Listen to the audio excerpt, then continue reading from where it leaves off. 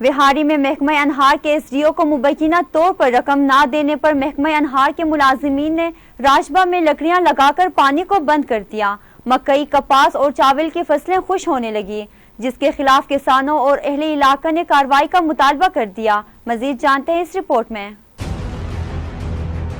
ये तेरी है इस तरह का उन्होंने खुद लाई हुई है, मेजरमेंट करके हर चीज करके। दारिश है कि साडा नहर दा जेड़ा मोगा बिल्कुल फिक्स है, जेड़ा फिक्स है 8AL दा। ਅਸੀਂ ਪੈਸੇ ਦੇ ਦੇ ਕੇ ਅਮਲੇ ਨੂੰ ਅੱਕ ਗਏ, ਹੁਣ ਦੁਬਾਰਾ ਮਜ਼ੀਦ ਸਾਡੇ ਕੋਈ ਸ਼ੱਕ ਨਹੀਂ ਪੈਸੇ ਦੇਣ ਦੀ।